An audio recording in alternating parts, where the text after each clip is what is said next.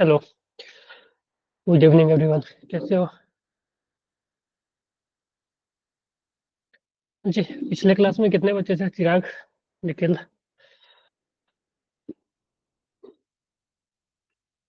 Very good. 4।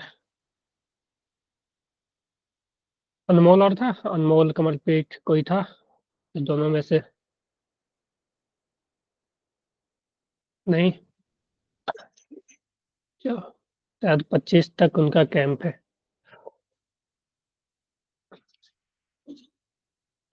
चलो, ठीक है। तो मुझे नहीं लगता है कि अब कोई आएगा इसमें भी। और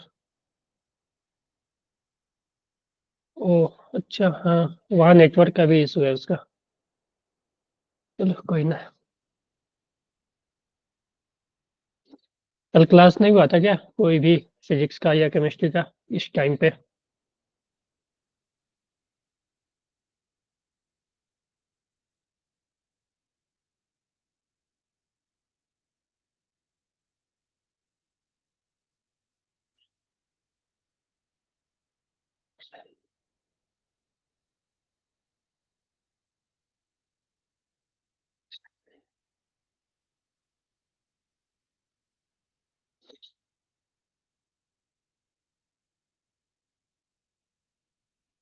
ओके, चलो कोई ना।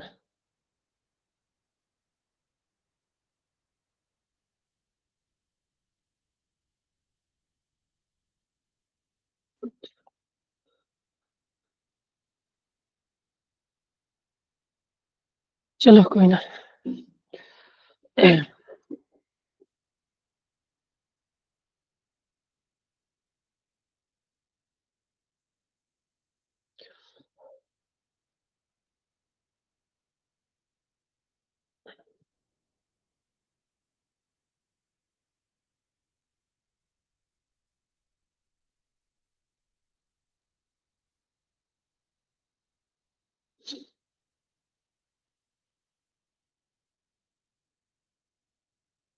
चलो, ये हो गया था। हम लोगों ने देखा कि अगर मान लो मल्टीपल मीडियम है, ठीक है, मल्टीपल सरफेस है, ठीक है, तो उस पे हम लोग स्टार्टिंग से लास्ट तक या कहीं भी दो पॉइंट के बीच स्नेल्स लॉ लगा सकते हैं, ठीक है। तो यहाँ से mu 1 sine R equal to mu 2 sine R, mu 1 sine I equal to mu 4 sine R आ गया था यहाँ से। और यहाँ से 6। एक बात बताओ, देखो कि मान लो यहाँ पे लाइट 6 पे निकली, ठीक है, लाइट जो है वो 6 पे निकली, ठीक है। तो हम ऐसा बोल सकते हैं कि अगर एंगल आई और एंगल ई जो है अगर इक्वल हो जाए, ठीक है, एंगल आई और एंगल ई इक्वल हो जाए तो लाइन लाइट जो है वो पैरेलल निकल जाएगी, ठीक है, इस सरफेस के पैरेलल निकल जाएगी यहाँ से, ठीक है। तो पैरेलल के केस में क्या होगा, आई और ई जो होगा वो, कि मान लो बहुत सारा सरफेस लगा हुआ है, हमसे पूछा कि लाइट जो है, कि लाइट में नेट डिफ्लेक्शन 0 हो गया, यानी कि लाइट जो है वो पैरेलल ही निकल गई, जिस तरह से आई थी उसी डायरेक्शन में पैरेलल ही निकल गई, ठीक है। तो उस केस में जो वो पूछता है कि रिलेशन, ठीक है, रिफ्लेक्टिव इंडेक्स वगैरह का रिलेशन पूछता है, तो इसमें जो रिफ्लेक्टिव इंडेक्स का रिलेशन हो जाएगा, जैसे कि इस केस में यहाँ से यहाँ लाइट निकली और यहाँ से यहाँ लाइट जो है वो पैरेलल निकल गई, तो हम बोल सकते हैं कि mu 1 sine I equal to mu 6 sine E, ठीक है। तो आई इक्वल टू ई हो जाए, यानी साइन आई और साइन ई इक्वल हो जाए, तो ये दोनों कैंसिल हो जाएगा, तो यहाँ से रिलेशन आ जाएगा म्यू 1 इक्वल टू म्यू 6। अगर ये कंडीशन आ जाए ना कि म्यू 1 और म्यू 6 इक्वल हो जाए, ठीक है, तो लाइट जो है वो यहाँ से पैरेलली निकल जाएगी। क्लियर है? ठीक है। हाँ जी। ओके, तो ये केस बनता है, इस पे क्वेश्चन वगैरह आए हुए हैं, इसलिए मैं बता दिया कि म्यू 1 इक्वल टू म्यू 6 हो जाएगा तो लाइट जो है वो पैरेलली निकल जाएगी। चलो, कि मान लो ऐसा है कि 1 2 3 4 मान लो दे दिया, म्यू 1, म्यू 2, म्यू 3, ठीक है, मान लो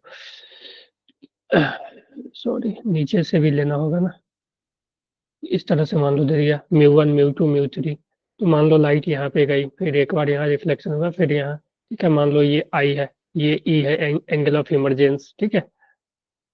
तो इस केस में अगर मान लो कि लाइट पैरेलली निकले, ठीक है, angle of reflection reflected ray और इंसिडेंट रे और इमरजेंट रे अगर मान लो पैरेलल हो गया, ठीक है, तो उस केस में जो रिलेशन आ जाएगा ये है म्यू 3, ठीक है, जो जहाँ पे लाइट निकली वो म्यू 3, जहाँ से लाइट अंदर गई थी वो म्यू 1। तो अगर mu 1 is equal to mu 3 हो जाए तो लाइट, ठीक है, emergence ray will be parallel to incident ray, ठीक है।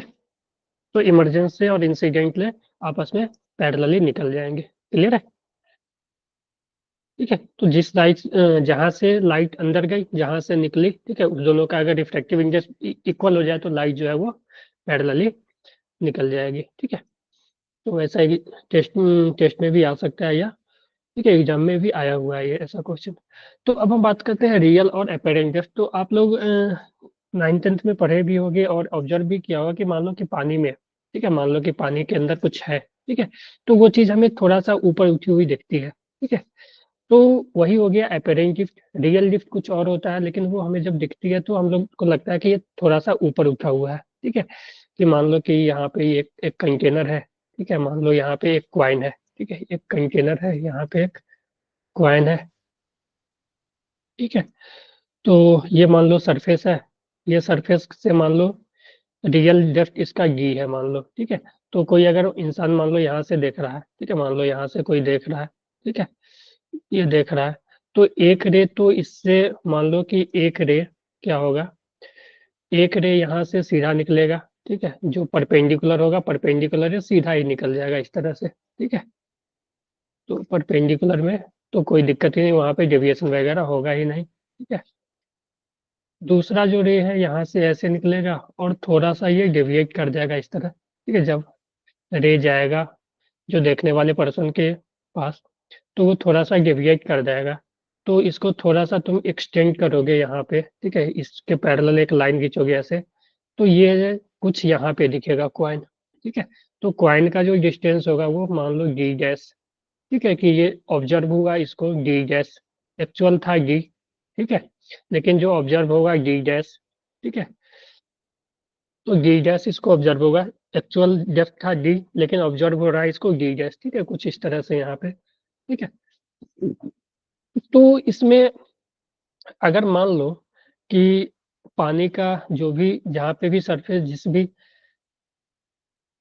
मीडियम में ये क्वाइन रखा हुआ है उसका रिफ्रैक्टिव इंडेक्स मान लो म्यू, और इसका मान लेते हैं म्यू सराउंडिंग ले लेते हैं, ठीक है। ये म्यू सराउंडिंग हो सकता है एयर भी हो, ठीक है, लेकिन इस केस में हम कुछ ले लेते हैं म्यू, ये जो जिस मीडियम में रखा हुआ है कॉइन, जो भी लिक्विड वगैरह होगा, ठीक है, उसका रिफ्लेक्टिव इंडेक्स बाई, सॉरी, और ऊपर म्यू सराउंडिंग का रिफ्लेक्टिव इंडेक्स, ठीक है। तो इस केस में जो रिलेशन होता है अपेरेंट डेप्थ और रियल डेप्थ का, वो होता है d dash by d is equal to mu by mu surrounding, ठीक है,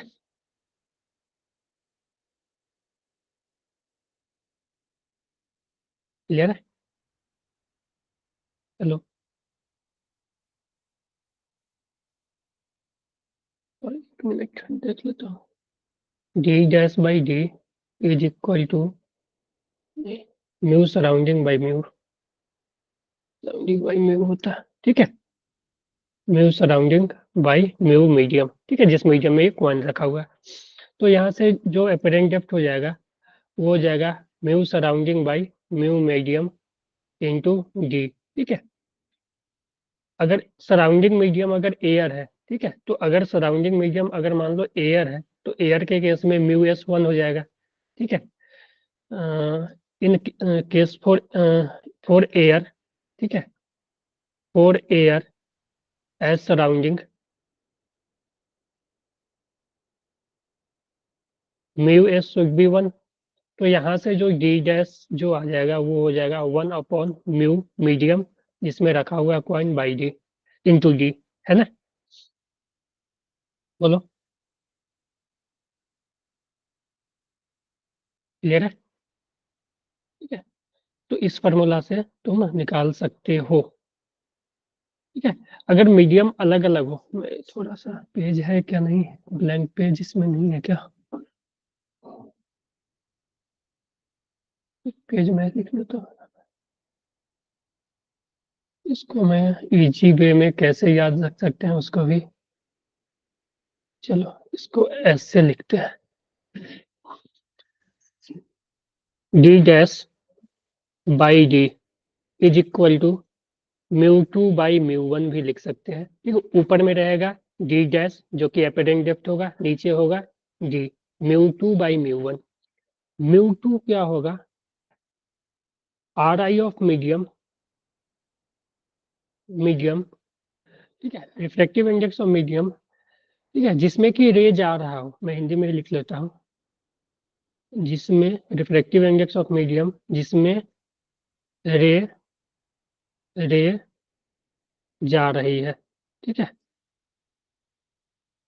जा रही है मतलब यहाँ पे देखो कि रे कहाँ पे जा रही है, देखो ऑब्जेक्ट यहाँ पे है, ऑब्जेक्ट पानी के अंदर है, मान लो लिक्विड के अंदर है, तो ऑब्जेक्ट से रे निकलेगा हमेशा भी ना, जो रे है वो निकलता है ऑब्जेक्ट से। ठीक है, तो देखने वाला बाहर है, तो ऑब्जेक्ट से रे निकल के सराउंडिंग में जा रहा है, तो सराउंडिंग में रे जा रहा है, यानी म्यू टू जो होगा वो सराउंडिंग होगा। ठीक है, इसलिए देखो mu two by mu one में ऊपर सराउंडिंग आया। ठीक है, तो जिसमें रे जा रही है ना उसको हमने म्यू टू लिया। ठीक है, तो यहाँ पे पानी से बाहर, ठीक है, रे अंदर जा रहा है, हो सकता है कि ऑब्जर्वर पानी के अंदर हो और कोई चीज बाहर हो। ठीक है, तो उस केस में जो रे है वो पानी के अंदर आ रही होगी। ठीक है, बाहर से अंदर आ रही होगी, तो उसका अलग केस बन जाएगा। ठीक है, इसलिए मैंने यहाँ पे लिखा कि जनरल अगर हम ऐसा लिख लें, डी डैश बाई डी यानी apparent depth by real depth is equal to mu two by mu one. Mu two उसको लेना है जिसमें रे जा रही है, म्यू वन उसको लेना है आर आई ऑफ मीडियम, ठीक है, ऑफ मीडियम जिसमें रे जा रही है। ठीक है, ठीक है, जिसमें रे, नहीं, जिसमें से रे जा रही है, जिसमें से रे जा रही है। ठीक है, तो देखो यहाँ पे इस केस में किसमें से रे जा रही है, रे पानी से जा रही है ना, तो नीचे आएगा जो लिक्विड का मीडियम आएगा। ठीक है, लिक्विड का। ठीक है, तो म्यू टू क्या होगा, म्यू टू होगा जिसमें रे जा रही है। ठीक है, तो अगर मान लो ऑब्जर्वर यहाँ से है, कोई देखने वाला, मान लो ऑब्जेक्ट यहाँ पे है। ठीक है, अगर ऑब्जेक्ट यहाँ पे है, मान लो कोई ऑब्जेक्ट यहाँ पे है, ठीक है, इस मीडियम के अंदर, तो जो है रे, जो रिफ्लेक्टेड रे है वो यहाँ से जाएगी बाहर के इस मीडियम में, बाहर के मीडियम में। ठीक है, तो यहाँ पे जो म्यू टू होगा वो सराउंडिंग का मीडियम होगा, ये यहाँ का। अगर सिमिलर दूसरा केस ले लें कि मान लो कोई, मान लो कि यहाँ पे एक मछली है। ठीक है, यहाँ पे एक मछली है और वो ऊपर एक चिड़िया को देख रहा है। ठीक है, तो मछली देख रहा है चिड़िया को। ठीक है, तो चिड़िया को मछली कब देख पा रहा है, जबकि मछली से कोई रे चिड़िया के पास पहुंच रही है। तो इस केस में क्या है, रे जो है वो पानी के अंदर जा रही है, यानी इस केस में म्यू टू जो हो जाएगा वो हो जाएगा पानी वाला। ठीक है, और इसमें से जा रही है, एयर से जा रही है ना, तो म्यू वन जो हो जाएगा वो एयर। क्लियर है, तो mu two by mu one में mu two refractive index of medium जिसमें रे जा रही है। ठीक है, इसका ध्यान रखना। ठीक है, तो हमेशा ऑब्जेक्ट से रे निकलती है, कोई देखता कब है, कोई भी चीज हमें दिखती कब है, क्योंकि वहां से रे आती है मेरे आंख पे। ठीक है, तभी हमें दिखती है। ठीक है, तो अगर मान लो कोई क्वाइन पानी के अंदर है, तो पानी से रे आ रही होगी मेरे पास। ठीक है, तो म्यू टू जो हो जाएगा वो जिस म्यू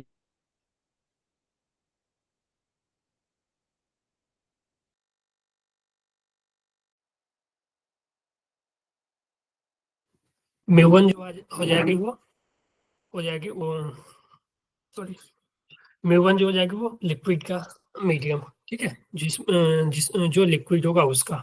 ठीक है, तो म्यू टू क्या होगी, जिसमें रे जा रही है, म्यू वन क्या होगी, जिसमें से रे आ रही है। ठीक है, इस बात का ध्यान रखना। तो और हमेशा फार्मूला यही लगेगा। ठीक है, कोई भी क्वेश्चन हो इसको लगा देना अपेरेंट में। ठीक है, सॉल्व हो जाएगा। इसका कुछ कंडीशन है, d dash by d is equal to mu two by mu one जो आया। ठीक है, इसका एक कंडीशन है कुछ कि रे शुड बी पेरेक्सियल। पेरेक्सियल क्या होता है हमने पहले ही समझा दिया। ठीक है। Ray will be very near to the line joining object and observer, ठीक है। Both d and d are measured from boundary, ठीक है। तो देखो, जो बाउंड्री था, हमने जो यहाँ पे जो देखो डी लिया था, ठीक है। डी और डी डैश, वो दोनों बाउंड्री से, ये जो इंटरफेस था एयर और लिक्विड का, ठीक है, यहाँ पे मान लो लिक्विड है, तो वो बाउंड्री से ही मेजर होता है, ठीक है। ये यहाँ से पानी शुरू, यहाँ से ऊपर एयर शुरू, यानी इस ये बाउंड्री है। तो जो मेजर होगा वो डी और डी डैश, वो हमेशा बाउंड्री से ही मेजर होगा, ठीक है। Measure from boundary, mu two वही चीज है। म्यू टू क्या है, म्यू वन क्या है, मैंने बता दिया। म्यू टू जिसमें रेज आ रही है, म्यू वन जो है जिसमें रे आ रही है। ये क्लियर है तीनों पॉइंट? ठीक है। चलो इस पे कुछ क्वेश्चन करते हैं। ठीक है, तो इसको फार्मूला, इस फार्मूला को याद कर लेना आप लोग। ठीक है, इस फार्मूला को आप लोग याद कर लेना। ठीक है, ये क्वेश्चन बनाओ, जल्दी से बता दो आप लोग। इसमें कौन देख रहा है, किसको देख रहा है, ये भी ध्यान रखना। ठीक है। Find out apparent distance between bird and fish as seen by bird. ठीक है, तो ऑब्जर्वर कौन है? ऑब्जर्वर बर्ड है, ठीक है। क्वेश्चन आंसर जवाब दो आप लोग।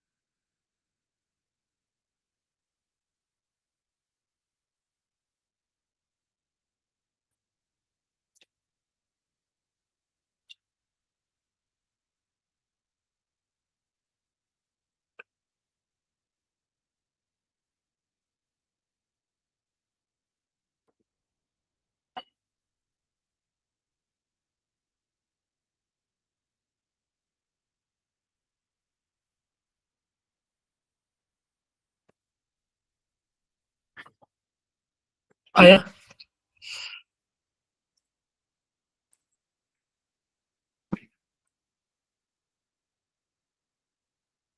देखो एक मैं बता देता हूँ करके।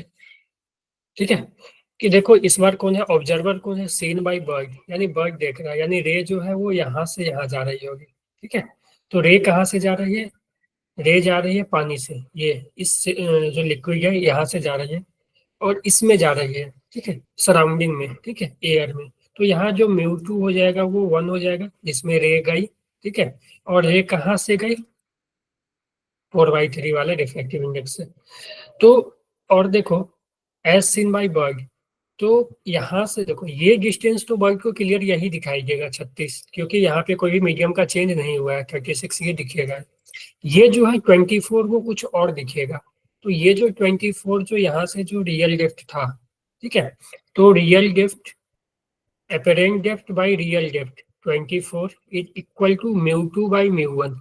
ठीक है, डी डैश बाई डी जो हो जाएगा वो mu two by mu one, तो D dash is by D जो है 24 है, is equal to mu two क्या है, 1/4/3। तो 4/3 करोगे ना तो वो ऊपर ही चला जाएगा एक्चुअली। तो ये जो डी डैश आ जाएगा, ठीक है, ये आ जाएगा 3/4 इंटू 24। तो डी डैश यहाँ से आ जाएगा देखो 18। ठीक है, तो जो बर्ड को दिखेगा ना, वो बर्ड को दिखेगा ये 24, नीचे वाला 24 नहीं दिखेगा। ठीक है, ये यहाँ पे कहीं दिखेगा, ठीक है, यहाँ से 18 पे। ठीक है, ये एक्चुअली यहाँ से 18 पे ही दिखेगा। तो इसको जो 36 प्लस 18 जो दिखेगा, ठीक है, जो बर्ड को ऑब्जर्व होगा वो 36 प्लस 18, ठीक है, वो कितना हो जाएगा?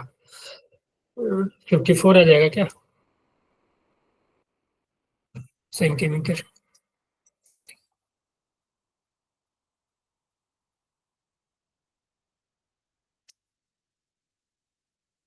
क्लियर है? हाँ जी। हेलो।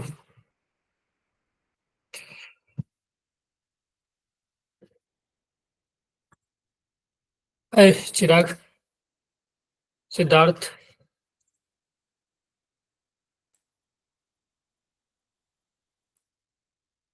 हेलो। हाँ जी, आवाज जा रही है क्लियर? क्या हुआ? हाँ जी चिराग, क्या हुआ था? क्लियर है ये क्वेश्चन? हेलो। ओके। चलो तो ये हो गया ना। एक और करो आप लोग।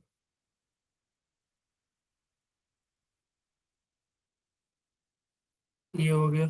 अगर मान लो कि इसी में मैं पूछूं कि ये तो हो गया, find out the apparent distance between bird and fish as seen by fish. बताओ, एज सीन बाई फिश का क्या आंसर होगा?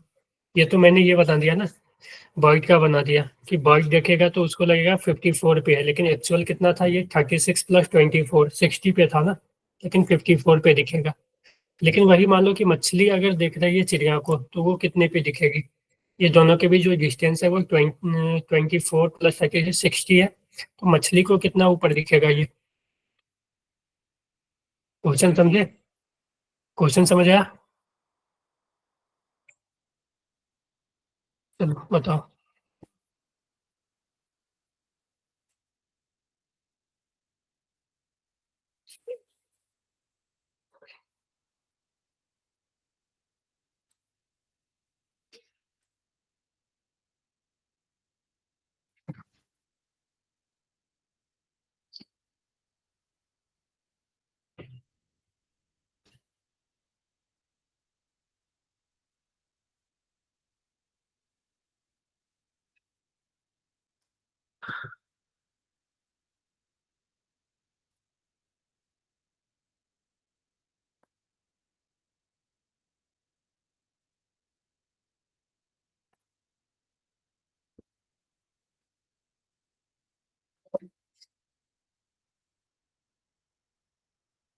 आया।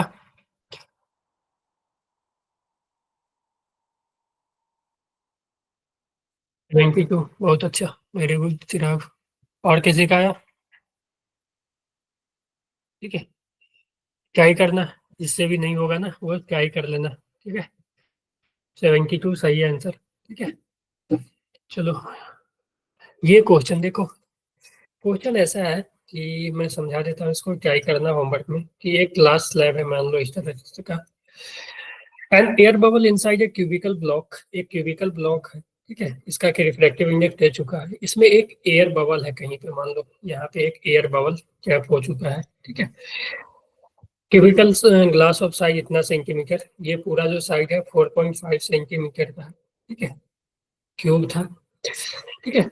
To be 2 centimetre from one face and 1 centimetre from, same to be at 2 centimetre from one face and 1 centimetre from the opposite face. इसका distance actual नहीं पता है कि ये बीच में है या कहाँ है, लेकिन बोल रहा है कि एक साइड से देखता है कोई, तो उसको लगता है कि ये 2 सेंटीमीटर पे है, दूसरे साइड से देखता है तो उसको लगता है कि 1 सेंटीमीटर। मान लो कि कोई अगर यहाँ से देख रहा होगा तो उसको लगेगा कि यहाँ से जो डिस्टेंस है वो 1 सेंटीमीटर है। कोई अगर यहाँ से देख रहा होगा, ठीक है, तो उसको लगेगा कि इसका जो डिस्टेंस है वो यहाँ से 2 सेंटीमीटर पे है। ठीक है। तो मान लो कि एक्चुअल यहाँ से ये एक्स पे है और यहाँ से ये वाई पे है। ठीक है। तो यहाँ से जो एक्चुअल डिस्टेंस है एक्स, यहाँ से एक्चुअल डिस्टेंस वाई, यहाँ से जो रियल अपेरेंट डेप्थ है 1, यहाँ से जो अपेरेंट डेप्थ है 2 है। ठीक है। तो इसका रिफ्लेक्टिव इंडेक्स मान लेते हैं, कुछ दिया हुआ नहीं है कि क्या है, तो म्यू मान लो। ठीक है। ये रिफ्लेक्टिव इंडेक्स भी हमें निकालना पड़ेगा, ये 2 सेंटीमीटर। तो हमें पता हुआ कि the real distance of the bubble from the first phase, first phase वो फेज लिया है जो जहां से 2 दिख रहा है, तो ये y का वैल्यू हमें फाइंड आउट करना है। ठीक है। तो एक तो इक्वेशन बन जाएगा, देखो x plus y is equal to 4.5 बनेगा ना। एक तो x प्लस वाई, क्योंकि यहाँ से हमने x लिया, यहाँ से y, तो x प्लस वाई ही 4.5 है ना, तो एक इक्वेशन तो ये बन गया। दो और इक्वेशन बनेगा, क्योंकि मेरे पास तीन अननोन है, एक एक्स वाई और एक म्यू। दो इक्वेशन बनेगा, एक बार यहाँ से लगा दो रियल एपेरेंट का, एक बार यहाँ से लगा दो रियल एपेरेंट का, एक्स वाई में रिलेशन बन जाएगा। सॉल्व करके देखो तो।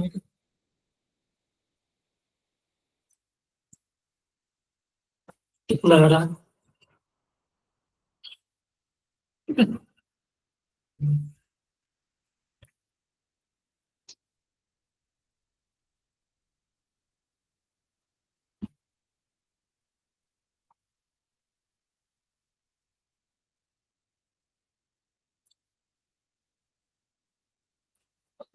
ये अगर यहाँ से लगा दो रियल एपेरेंट डेप्थ का फॉर्मूला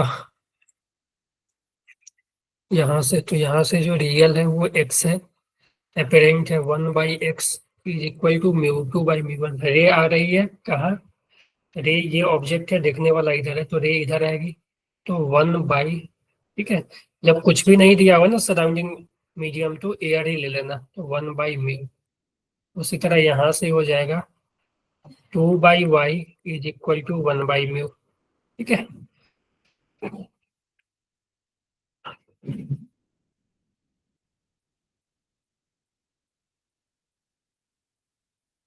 तो यहाँ से x का वैल्यू, यहाँ से y का वैल्यू निकाल लो। यहाँ से x जो आ जाएगा म्यू के इक्वल, यहाँ से y जो आ जाएगा 2μ के इक्वल। इसमें पुट कर दो, म्यू आ जाएगा। ठीक है। x पुट करो, y पुट करो, तो म्यू आ जाएगा। और म्यू को हमें y कैलकुलेट करना है, म्यू के जगह यहाँ पे पुट कर देना, तो y आ जाएगा। ठीक है। तो y का वैल्यू 3 सेंटीमीटर के करीब आ रहा है। सॉल्व करके देखो। समझ गए कैसे होगा ये? दोनों तीनों इक्वेशन समझ आया? तीन इक्वेशन हमने लिखा। ठीक है। तीन इक्वेशन। ठीक है। एक तो इक्वेशन आया कि ये x+y 4.5 टोटल, ये इसका साइड दे चुका था। एक इक्वेशन आ गया, जब इधर इधर से देखेगा तो रियल एपेरेंट का लगा दिए, एक इधर से देखेगा तो रियल एपेरेंट का, तो यहाँ से क्या तीन इक्वेशन आ गया, तीन अननोन था, तीनों सॉल्व हो जाएगा, म्यू भी आ जाएगा, एक्स वाई सब आ जाएगा। ठीक है। तो ये था।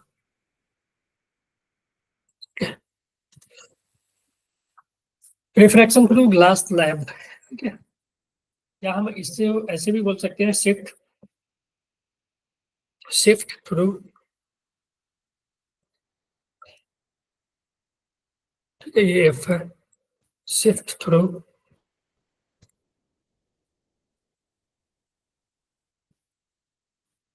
Glass slab.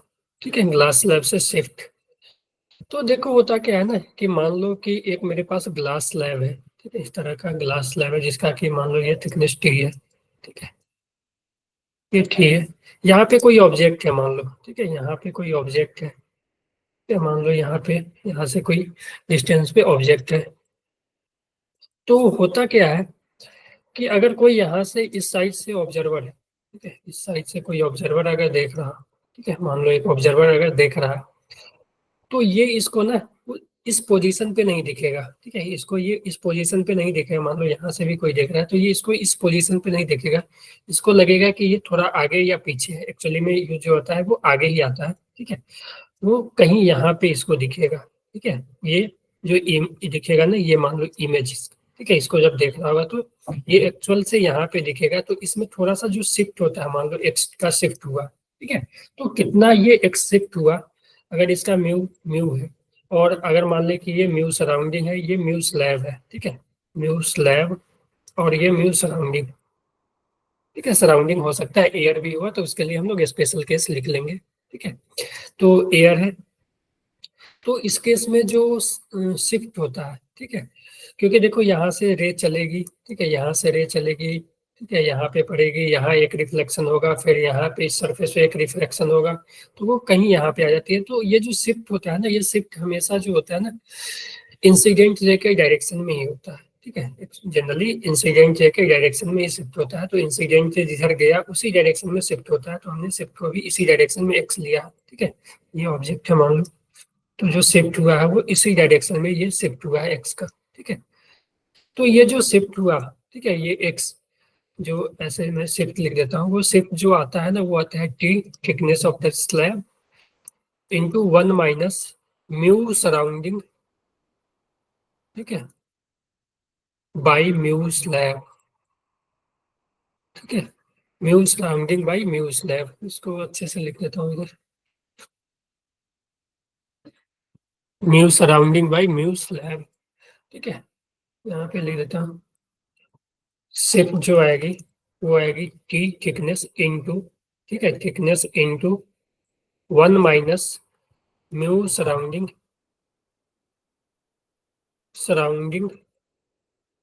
Upon mu slab, ठीक है, सराउंडिंग अपॉन स्लैब, ठीक है। तो T into mu surrounding, T into 1 - mu surrounding upon mu slab. और शिफ्ट जो है वो हमेशा होगा इंसिडेंट रे के डायरेक्शन में, shift should be in the direction of incident ray, ठीक है। तो ये ऑब्जेक्ट है, तो अगर ये ऑब्जर्वर यहाँ से दिख रहा है तो इंसिडेंट के इधर ही गया, यही इंसिडेंट है जाके इसके आंख पे पड़ा होगा तब ये दिखा होगा, ठीक है। तो यहाँ पे जो शिफ्ट होगा, shift is toward incident ray, incident ray, ठीक है। इंसिडेंट के डायरेक्शन में ही शिफ्ट होगा, ठीक है।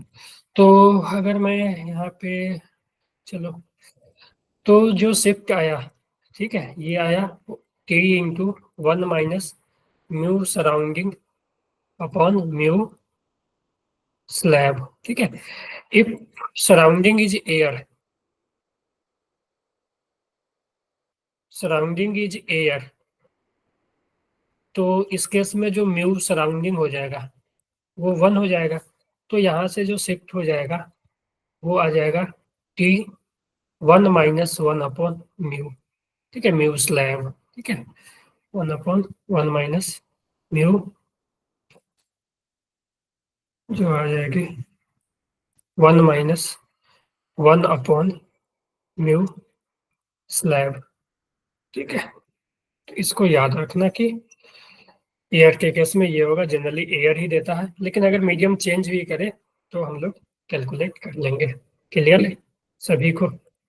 शिफ्ट, और शिफ्ट जो होगा वो इंसिडेंट के डायरेक्शन में ही होगा, ठीक है। तो चलो,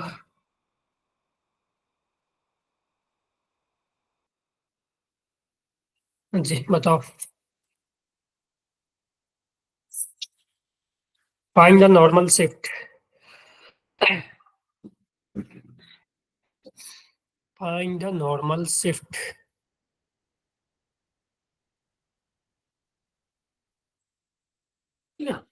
इसको नॉर्मल शिफ्ट इसलिए बोलते हैं कि ये नॉर्मल के अलोंग ही होता है। देखो ये नॉर्मल था ना, ये नॉर्मल हो गया, ठीक है। तो जो शिफ्ट हुआ वो नॉर्मल के अलोंग ही हुआ, ठीक है, इसलिए नॉर्मल शिफ्ट यहाँ पे लिखा हुआ, फाइंड आउट नॉर्मल शिफ्ट।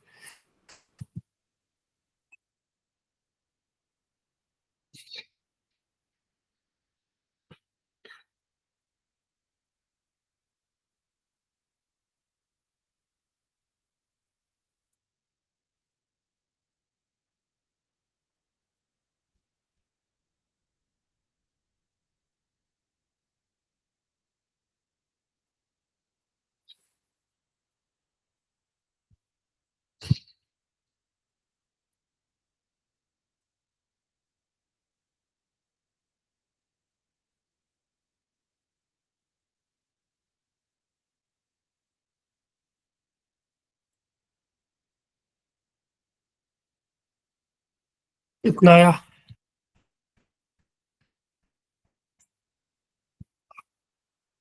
नहीं आया अभी तक किसी का? जी आवाज जा रही है ना सभी को?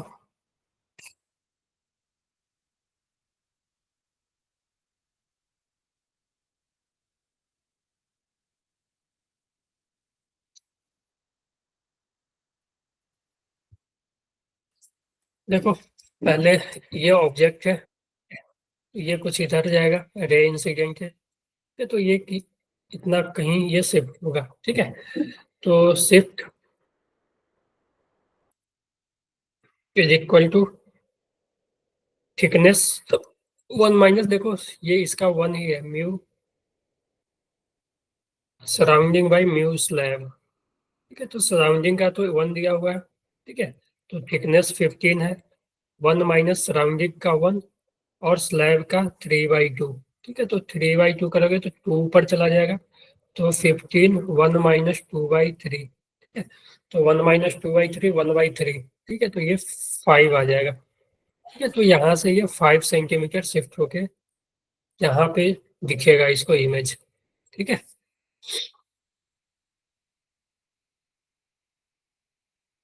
चलो, क्लियर है?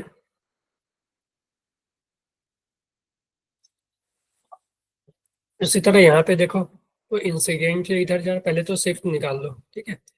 शिफ्ट क्या आ जाएगी, उसके बाद हम देखेंगे किधर गई। तो शिफ्ट हो गया 21, 1 माइनस ये मीडियम बाहर वाला 1 है, 3/2, फिर 3/2 करोगे तो ये 7 सेंटीमीटर आ जाएगी, ठीक है। तो 7 सेंटीमीटर। तो देखो इंसिडेंट से इधर है, यानी इंसिडेंट का डायरेक्शन इधर है, तो जो शिफ्ट है वो कहीं यहाँ पे हो जाएगी, ये यहाँ से 7 सेंटीमीटर। क्लियर है? ठीक है, तो ये शिफ्ट का आ गया, ठीक है।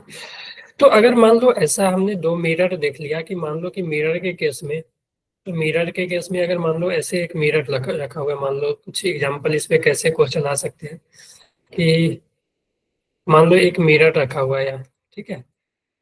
ठीक है, यहाँ पे एक मिरर रखा हुआ है, और यहाँ पे एक ऑब्जेक्ट है इधर, ठीक है। और एक हमने अगर ग्लास स्लैब रख दिया यहाँ पे, की थिकनेस का, म्यू रिफ्रैक्टिव इंडेक्स का, तो पहले जो ऑब्जेक्ट लेंथ ये होता था, ठीक है, ऑब्जेक्ट लेंथ डिस्टेंस ये होता था, अब ये नहीं रहेगा।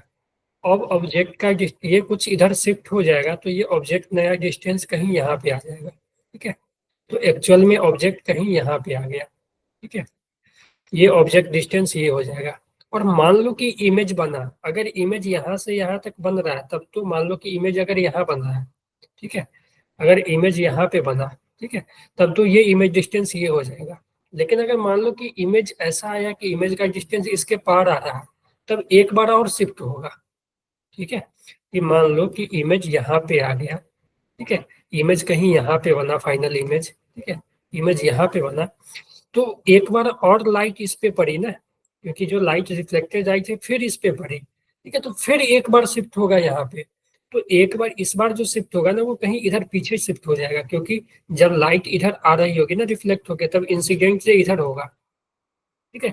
तो अगर इमेज यहाँ पे बनी, तो फाइनल इमेज आई डैश यहाँ पे शिफ्ट होके बनेगी। समझ आया? बोलो। हेलो। हाँ जी। चिराग, समझ आया? ठीक है, तो अगर एग्जाम्पल ये देख लो, कोई प्लेन मिरर का ही दे दे, कि मान लो एक प्लेन मिरर है। चलो मैं देख लूंगा आगे एग्जाम्पल, ठीक है, यहाँ पे तो स्पेस है यहाँ पे। चलो एक और ये केस है।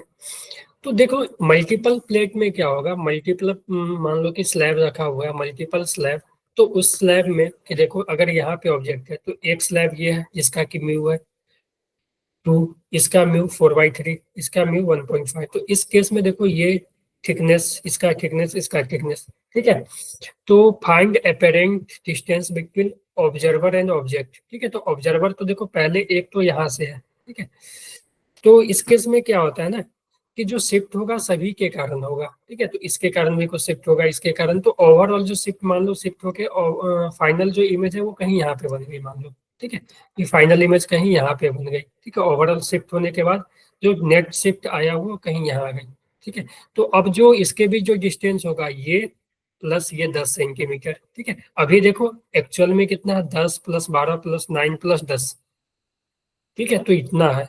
लेकिन एक्चुअल में जब उसको दिखेगा ना, तो ये ओवरऑल इसका शिफ्ट S1 जो शिफ्ट होगा, मान लो S1 ये आएगा T1 माइनस, ठीक है।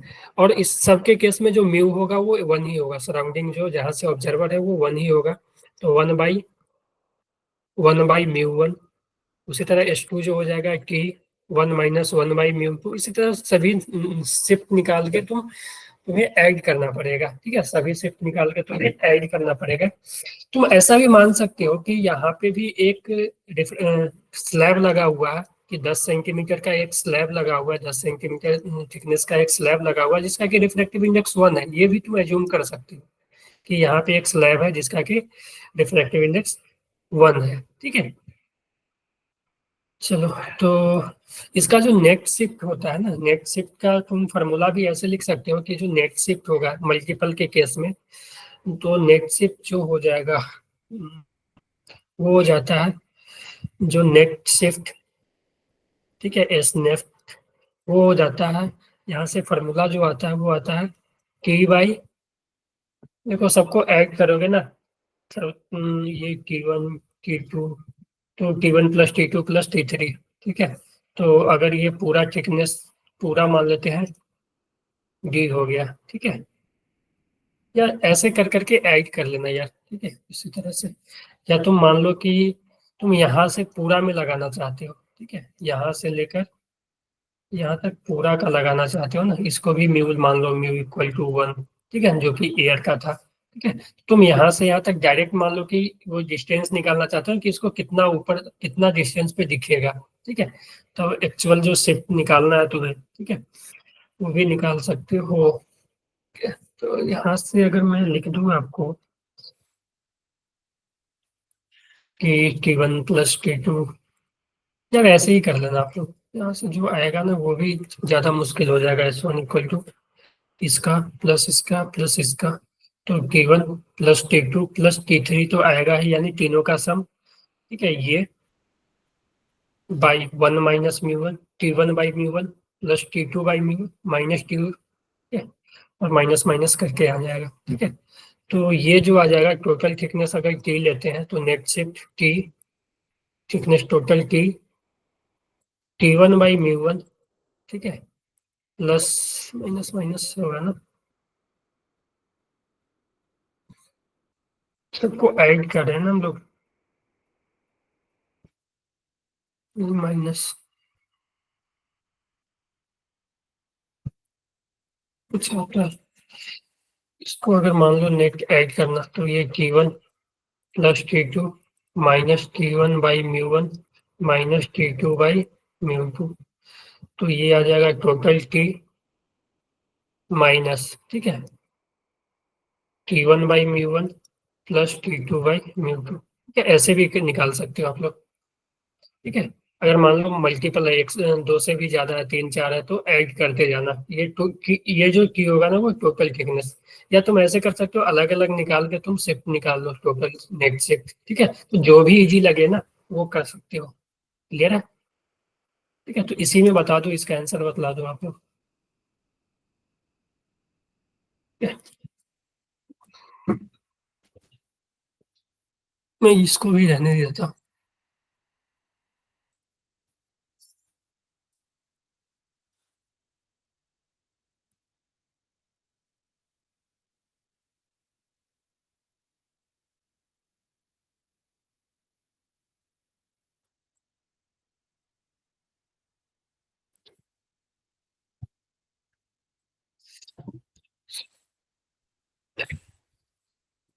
10 1 - 1 बाई 1 - 1 बाई 2 यानी 5 का तो इधर ही हो जाएगा, इधर भी अच्छा खासा हो जाएगा। 4/3 तो 1/2, 4/3 तो 1/4,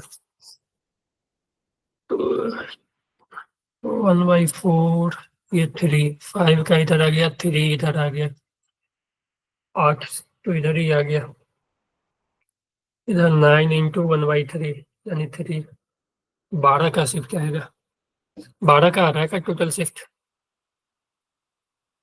जी।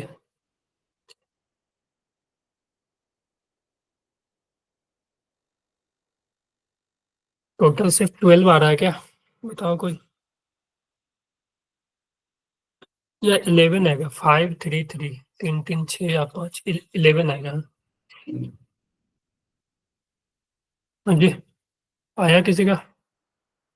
चिराग, सिद्धार्थ, हाँ जी, मनीष, आप कभी आते हो कभी नहीं आते हो, क्या बात है?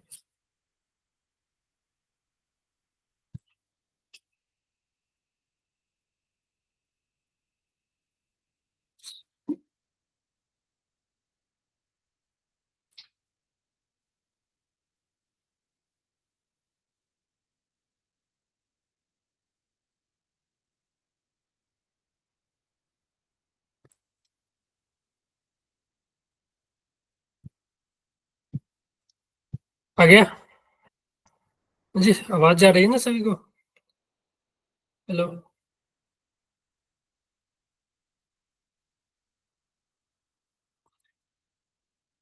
हाँ जी, चिराग, मनीष, निखिल, सिद्धार्थ, सुहानी, आवाज जा रही है? ओके करो।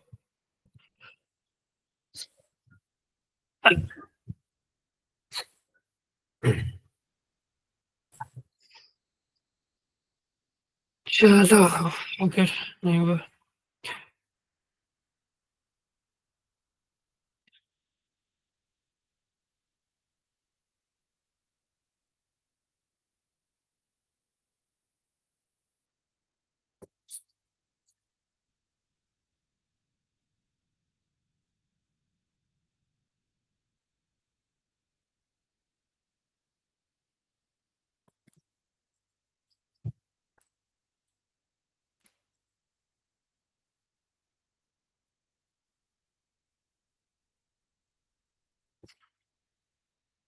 इलेवन, हाँ ठीक है। तो 11 से find distance between object and observer. तो देखो, ये टोटल कितना था? ये था 12 प्लस 10 प्लस 12 प्लस 9, ठीक है। तो 20, 31 था ना ये पूरा, ठीक है। तो 31 में से 11 का शिफ्ट हो गया इतना, ठीक है, 11 का शिफ्ट हो गया। तो ये इधर ये 20 ही बचा ना, ठीक है। तो distance between observer and object तो 20 प्लस 10 30 हो जाएगा ना। आंसर तो अपना 30 होगा ना। बोलो। ओके, चलो, तो ये हो गया, ठीक है। तो इस तरह के क्वेश्चन आते हैं शिफ्ट वगैरह पे। तो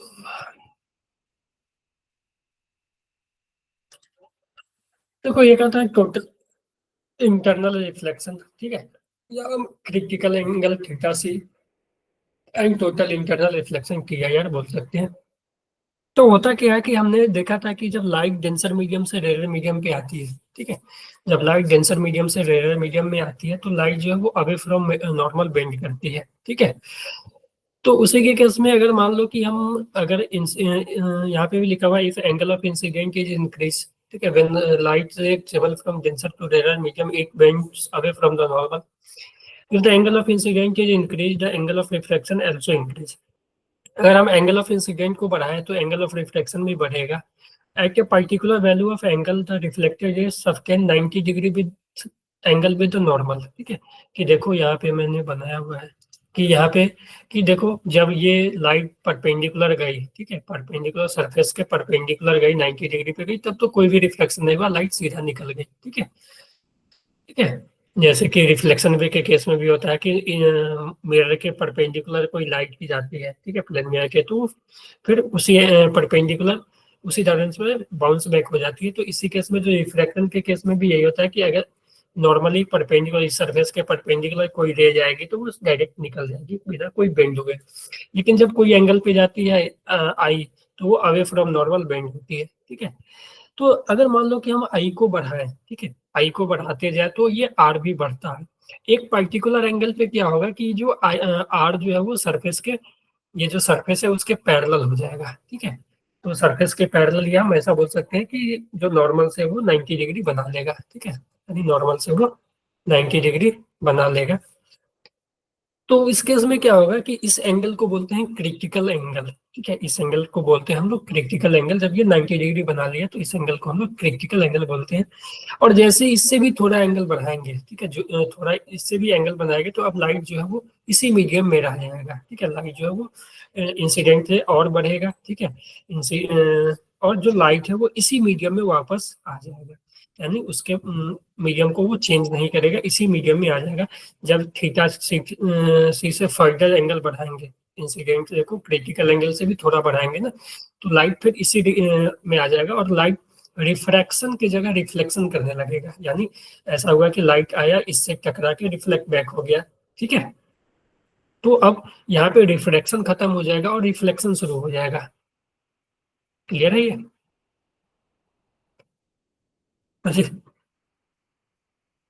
okay.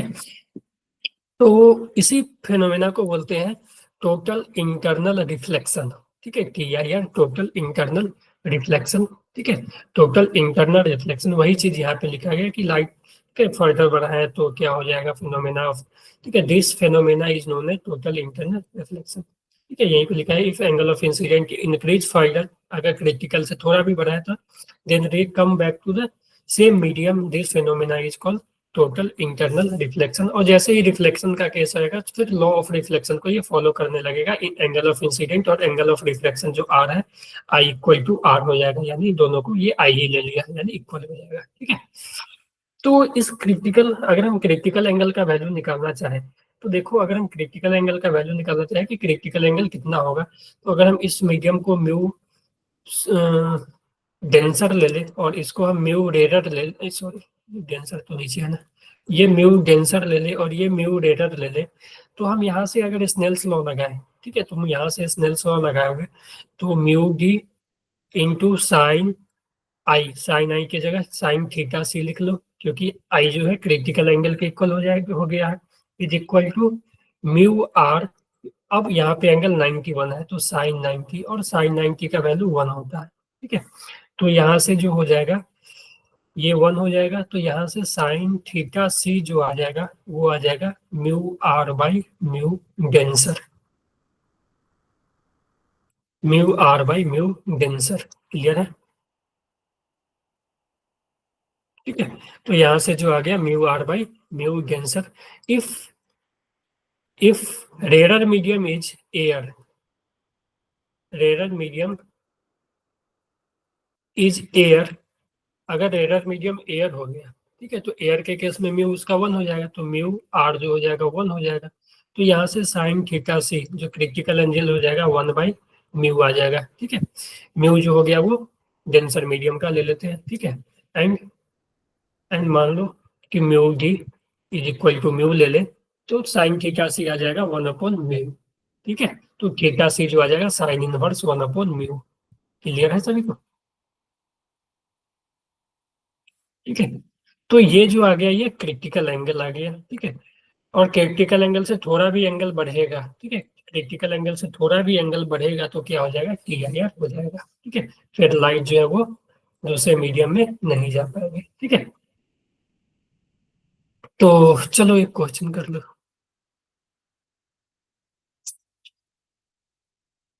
If the critical angle दे दिया है, find out the velocity of light in the medium. ठीक है, क्रिटिकल एंगल पता चल गया ना तुम्हें, तो क्रिटिकल एंगल पता होने से तुम्हें क्या पता चल गया, देखो दूसरे मीडियम के बारे में कुछ नहीं बोला, तो दूसरा अच्छा medium and vacuum, the critical angle of a certain medium and vacuum, यानी दूसरा जो रेयर वाला है वो वैक्यूम है। ठीक है, ये 30 डिग्री। ठीक है, तो क्रिटिकल एंगल 30 आ गया, यानी थीटा सी जो है वो 30 डिग्री है, तो यहाँ से देखो sine theta C is equal to 1 upon mu. ठीक है, तो यहाँ से हमें म्यू पता चल जाएगी। ठीक है, म्यू पता चल जाएगी, तो यहाँ से हम लिख सकते हैं साइन थीटा सी है, यानी sine 30 is equal to 1 upon mu, और साइन 30 क्या होती है, हाफ। ठीक है, साइन 30 हाफ होती है ना, half equal to 1 upon mu, यानी यहाँ से जो है म्यू जो आ जाएगी वो 2 आ जाएगी। तो म्यू जैसे ही आ गया तो तुम्हें तुमसे क्या पूछा है, speed of light in that medium. तो देखो speed of light in that medium क्या होता है, म्यू जो होता है वो होता है speed of light in vacuum, light in vacuum by speed of light in medium. ठीक है, लाइट इन मीडियम। ठीक है, तो हमसे ये पूछा, इसका वैल्यू हमें पता है 3 × 10⁸, और ये हमने कैलकुलेट कर लिया, तो 2 इज इक्वल टू 3 × 10⁸ बाई भी मान लेते हैं मीडियम का, speed of light in medium. तो यहाँ से जो भी आ जाएगी वो भी आ जाएगी 3/2 × 10⁸। ठीक है, क्लियर है जी, तुम सब करो। ओके, ठीक है, तो क्रिटिकल एंगल से हम, ठीक है, अगर मान लो एक मीडियम वैक्यूम दिया है तो जिस मीडियम से लाइट जा रही है उसका हम रिफ्रैक्टिव इंडेक्स निकाल सकते हैं, अगर हमें क्रिटिकल एंगल पता हो तो। ठीक है,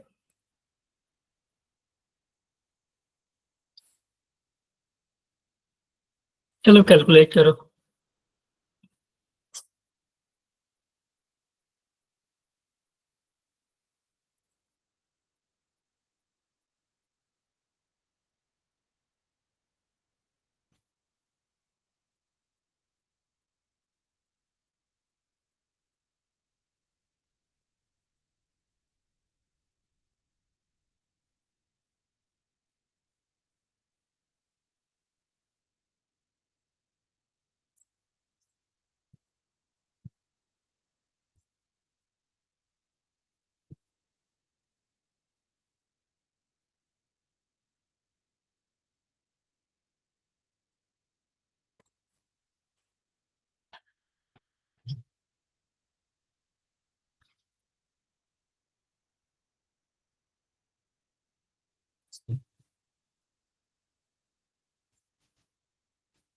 जी क्या हुआ?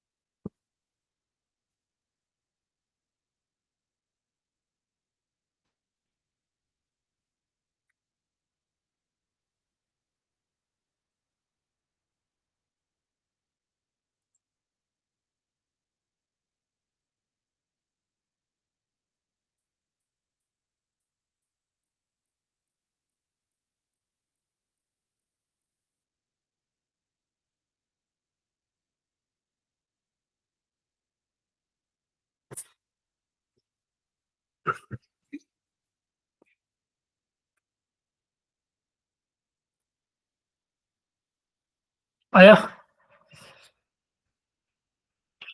आया किसी का?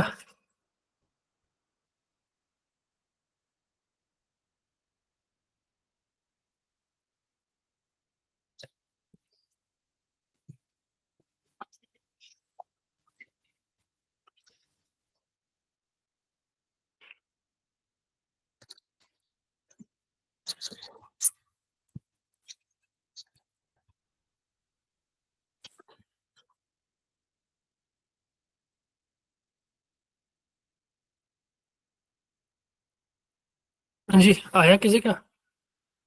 थ्री। अच्छा, पूछा क्या है इसमें? Critical angle of glass calculate यार। थ्री कैसे आएगा क्रिटिकल एंगल?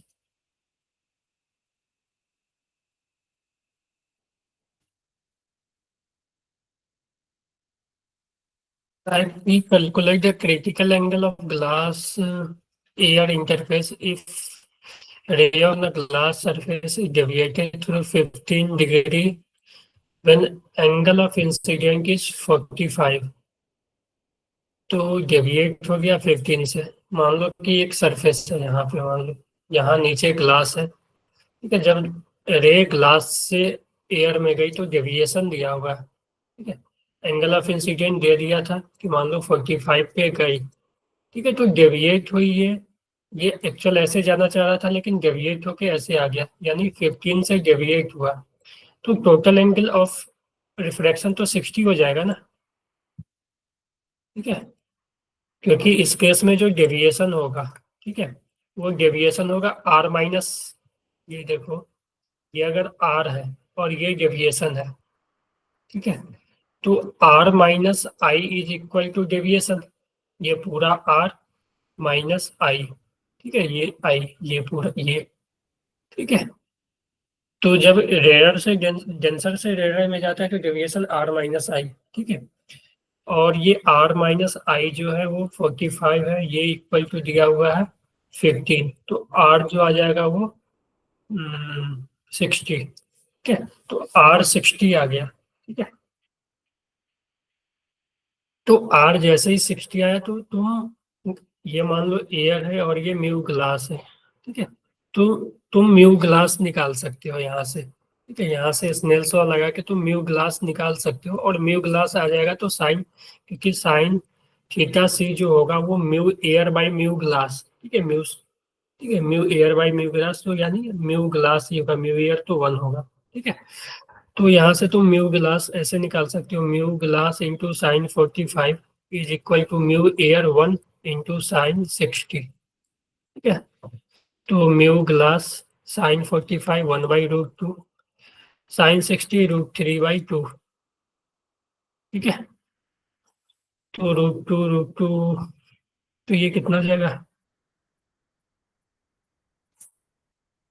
तो ये नहीं है, म्यू 60 है ना। डेविएशन आई, एक मिनट यार, डेविएशन क्या हुआ इसमें? ये और ये ऐसे जा रहा था, ऐसे डेविएट हुआ 15 डिग्री से, तो आर तो 60। Incident on the glass surface, year से ग्लास पे जा रहा है यार, ईयर से ग्लास में आ रहा है। ये मान लो ग्लास पे आया, ठीक है, तो I minus R equal to, okay, ठीक है, तो यहाँ से जो आर आएगा ना, यहाँ से आई 45 माइनस आर इक्वल टू 15, तो आर जो आ जाएगा वो 30 डिग्री, ठीक है, तो आर 30 आएगा। तो इसमें स्नेल्स लॉ लगाएंगे, तो एयर से 45 में गया, ये एयर देखो बोला है कि calculate the critical angle of glass air interface, हमें कैलकुलेट करना है ग्लास एयर इंटरफेस का क्रिटिकल एंगल। तो सबसे पहले बोला है कि इफ द रे लाइट इंसिडेंट, क्योंकि देखो हमें म्यू ग्लास पता चल जाएगा, म्यू एयर हमें पता है, ठीक है, तो जो क्रिटिकल एंगल होगा साइन थीटा से, ठीक है, वो होता है mu dense rare by mu denser. Mu rare तो यहाँ पे एयर ही होगा, क्योंकि एयर का कम होता है रिफ्लेक्टिव इंडेक्स, तो 1 बाई म्यू ग्लास होगा। तो हमें म्यू ग्लास निकालना है सबसे पहले, ठीक है, तो पहले तो म्यू ग्लास निकालने के लिए हम एक स्नेल्स लॉ का यूज कर लेते हैं, ठीक है। तो स्नेल्स लॉ का यूज करने के लिए हमें पहले आई और आर चाहिए, ठीक है, आई और आर चाहिए। तो हमें आई तो दे चुका है ये 45, लेकिन हमें डायरेक्ट आर नहीं दिया है। आर के निकालने के लिए हमें एंगल ऑफ डेविएशन दिया हुआ, तो यहाँ पे जो एंगल ऑफ डेविएशन होगा वो आई माइनस आर जाएगा, ठीक है, क्योंकि ये आई था, तो ये टोटल आई, और ये जो डेविएशन हुआ ये दिया है, तो ये जो आर होगा ये टोटल आई, ये आई माइनस डेविएशन, ठीक है, तो 45 minus deviation 15 equal to R 30 degree आ गया, ठीक है। तो यहाँ पे स्नेल्स लॉ लगा दो, यहाँ से यहाँ, तो एयर से आया, एयर का reflective index 1 into sine 45 is equal to glass में आया, इसका रिफ्लेक्टिव हमें कैलकुलेट करना है, इंटू साइन 30, ठीक है, तो ये 1/√2 is equal to mu g sine 30 half, ठीक है, तो इसको भेजोगे ना इधर, साइन 30 हाफ ही ना, हाँ, तो 2/√2, तो √2, तो म्यू जी जो आ जाएगी 2/√2 इंटू √2/√2 करो, तो म्यू जी का वैल्यू √2 आ गया, ठीक है, तो म्यू जी का वैल्यू जो आ जाएगा √2 आ जाएगा, है ना। तो जैसे ही म्यू जी √2 आए, तो साइन थीटा से 1/√2, तो 1/√2 यानी 45 डिग्री ना, बोलो, लो, ठीक है, तो ये इस तरह से कैलकुलेट होगा। अच्छा क्वेश्चन था ये, ठीक है।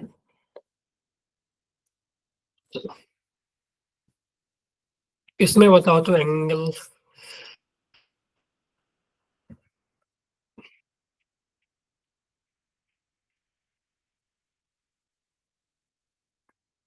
टी आई आर होने के लिए क्या चाहिए, तो टी आई आर के लिए जो थीटा सी है वो ग्रेटर या इक्वल टू, ऐसे भी लिख सकते हैं ना, कि अगर थीटा सी, ठीक है, थीटा सी अगर ग्रेटर या इक्वल टू साइन इनवर्स 1/म्यू आ जाए, ठीक है, या mu rare by mu denser आ जाए, ठीक है, तो क्रिटिकल एंगल होगा, ठीक है, टी आई आर होना शुरू हो जाएगा, क्योंकि थीटा सी पे क्या हो जाता है, वो 90 डिग्री बना लेता है, उससे थोड़ा भी बड़ा होगा, ठीक है, उससे थोड़ा भी बड़ा होगा, ठीक है, तो क्या हो जाएगा, टी आई आर होना शुरू हो जाएगा, ठीक है, ठीक है, तो थीटा सी से बड़ा हो जाएगा ना, ये थोड़ा भी बड़ा होना चाहिए, बराबर पे तो नहीं हो जाएगा टी आई आर, ये थीटा सी से थोड़ा भी बड़ा हुआ, ठीक है, तो टी आई आर हो जाएगा, ठीक है, चलो ठीक।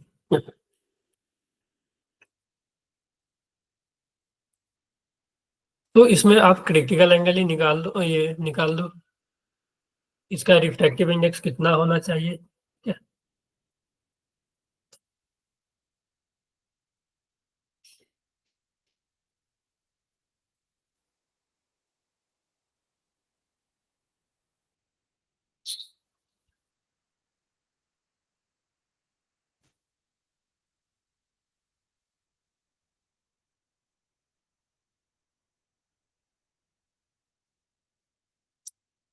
देखो एक मिनट, इसमें क्या होगा, अगर मान लो लाइट यहाँ पे आई तो नॉर्मल तो यहाँ पे होगा, ये सरफेस के नॉर्मल, ठीक है। तो ये अगर 45 है तो ये भी 45, क्योंकि ये 90, तो ये 45, ठीक है। तो ये 45, तो ये फिर 90, तो ये भी 45, ठीक है। और इसके नॉर्मल डाला गया है तो ये भी 45, यानी जो रे इंसिडेंट हुई है वो नॉर्मल से 45 बना रही है, ठीक है। तो हम बोल सकते हैं कि यहाँ से जो थीटा क्रिटिकल एंगल होगा, थीटा सी, अगर ग्रेटर देन हो जाएगा साइन इनवर्स 1/μ, ठीक है। या sorry, sine theta C is greater than 1/μ, ठीक है। तो यहाँ से जो आ जाएगा theta C sine critical angle 45 degree, ठीक है। एंगल जो है वो 45 पे आ रहा है, हमें म्यू का वैल्यू बताना है जिससे कि TIR हो जाए। तो हमने ये निकाल लिया कि जो जो यहाँ पे क्रिटिकल एंगल होगा वो 45 ही होगा, ठीक है। तभी वो ये हो सकता है, तो उसके लिए हमें म्यू निकालना है, क्योंकि जो एंगल ऑफ इंसिडेंट है वो 45 है, और यही एंगल को क्रिटिकल एंगल होना है TIR होने के लिए, क्योंकि हमें एंगल ऑफ इंसिडेंट तो फिक्स कर दिया ना, उसके लिए हमें म्यू बताना है कि कितना होना चाहिए ताकि TIR हो जाए, ठीक है। तो 45 के लिए 45 डिग्री पे लाइट आएगी, तो ठीक है, कितना म्यू हो ताकि TIR हो जाए, ठीक है। तो अगर मान लो ये 45 यानी साइन 45 अगर क्रिटिकल एंगल हो जाए, ठीक है, तो वो TIR कर देगा, ठीक है। तो अगर क्रिटिकल एंगल से थोड़ा भी बड़ा, मान लो कि sine theta sine 45 greater than 1/μ, यानी साइन 45 1/√2 ग्रेटर देन 1/μ, ठीक है। तो इसका मतलब क्या है कि म्यू, देखो जब भी ये होना, ठीक है, तो जब हम इसको लिखेंगे म्यू √2, तो इस केस में क्या होगा, इनइक्वालिटी चेंज हो जाएगी, ठीक है। 1/√2 ग्रेटर देन म्यू, तो उस केस में क्या होगा, म्यू जो होगा म्यू जो होगा वो √2 से बड़ा हो जाएगा, ठीक है। क्योंकि अगर ये क्वांटिटी बड़ा है ना, ये क्वांटिटी अभी बड़ा है, 1/√2 1/μ से बड़ा है ना, यानी म्यू बोलो बड़ा होगा उस केस में, ठीक है। तभी ये छोटा हो रहा है 1/μ, इसीलिए छोटा हो रहा है क्योंकि म्यू बड़ा होगा, ठीक है। 1/√2 बड़ा है, यानी √2 छोटा है म्यू से, तभी ये बड़ा है, ठीक है। तो उस केस में म्यू ग्रेटर देन √2, ठीक है। तो अगर म्यू का वैल्यू √2 से बड़ा होगा, ठीक है, तो हर एक केस में इस सिचुएशन में क्या होगा, TIR होगा, ठीक है। अगर म्यू √2 से छोटा हो जाए तो TIR नहीं होगा, लाइट इससे बाहर आ जाएगी, ठीक है। तो इस केस में अगर TIR होना चाहिए तो इसका रिफ्रैक्टिव इंडेक्स √2 से बड़ा होना चाहिए, ठीक है। समझ गए, ये इनइक्वालिटी कैसे चेंज हुआ समझ आया ना, ये मैथ में ही पढ़ना है, ठीक है। तो ये सॉल्व कर लेना कि यहाँ पे TIR का, ठीक है। यहाँ पे देखो मैं थोड़ा सा हिंट दे देता हूँ, ठीक है, क्योंकि इस टाइप का क्वेश्चन आते हैं, ठीक है? तो मान लो कि यहाँ से जो रे है, ठीक है, रे इस तरह से मान लो थीटा पे गया, ठीक है, और मान लो यहाँ पे पड़ा, ठीक है, और यहाँ पे इसको मान लो कि TIR होना है, मान लो, ठीक है, ग्रेज अलोंग द वॉल, यानी लाइट इधर ग्रेज हो गई वॉल्स के अलोंग, ठीक है। तो ये तो तुम्हें पता हो गया कि हमसे फोर एंगल ऑफ थीटा पूछा ना, तो ये थीटा है तो ये भी थीटा, तो ये हो जाएगा 90 माइनस थीटा, ठीक है, और ये 90, ठीक है। तो एंगल ऑफ इंसिडेंट जो हो जाएगी यहाँ पे, आई जो हो जाएगा वो 90 माइनस थीटा, ठीक है, और आर जो हो जाएगा वो 90, ठीक है। तो यहाँ से हम लगा सकते हैं, ठीक है, यहाँ से हम TIR का इक्वेशन लगा सकते हैं, साइन ये इसका म्यू, ठीक है, ये म्यू, और ये ले लेते हैं AR1, ठीक है। तो mu into sine 90 minus r, sine 90 minus theta, ठीक है, sine 90 minus theta cos theta हो जाता है, is equal to 1 into sine 90, ठीक है। इसका वैल्यू, बाहर का वैल्यू 1 और ये 90 बन लिया, ठीक है। तो म्यू इसका, और यहाँ का जो एंगल ऑफ इंसिडेंट है 90 माइनस थीटा, ठीक है, ये थीटा हुआ, ठीक है। तो ये जो हो गया 90 माइनस थीटा, ठीक है, और ये 90, तो ये हो जाएगा mu into cos theta is equal to sine 90, ठीक है। म्यू का वैल्यू दे चुका है 2/√3। तो sin 91, तो cos थीटा जो आ जाएगा √3/2।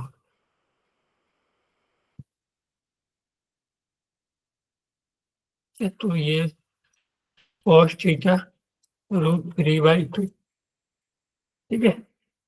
तो √3/2 कितना हो जाता है?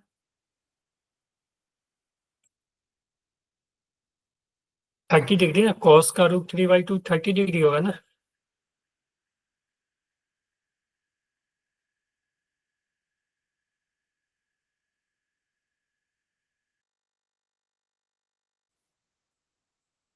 ये सही है ना। sin 90, ये म्यू का value 2/√3, cos theta sin 91 theta को। अच्छा,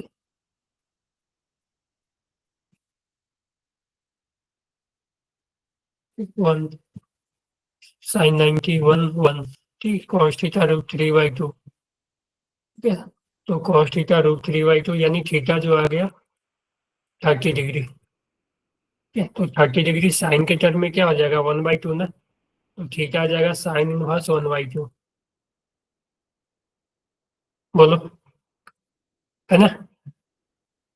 चलो ठीक है, तो इस टाइप के क्वेश्चन रहेंगे। चलो प्रिज्म हम अगले क्लास में कर लेंगे, ठीक है। ओके। चलो कल टेस्ट है, क्या क्या चीज़ है, सिलेबस, फुल सिलेबस ही आ रहा है ना। ठीक है, तो फुल सिलेबस कोई बात नहीं है, सभी तो हो ही गया लगभग।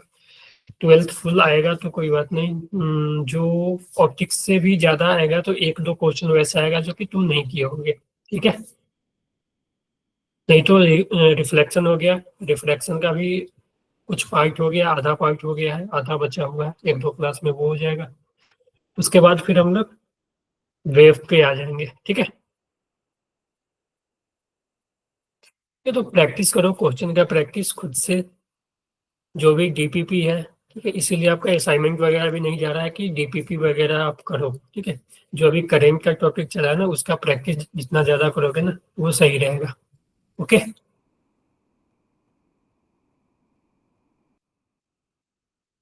अच्छा, सिर्फ मॉडर्न है, ठीक है।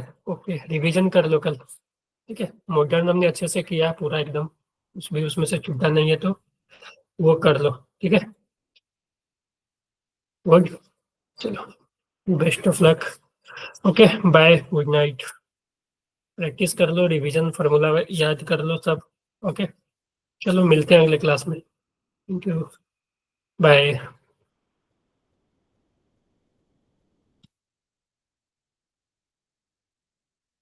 Bye bye.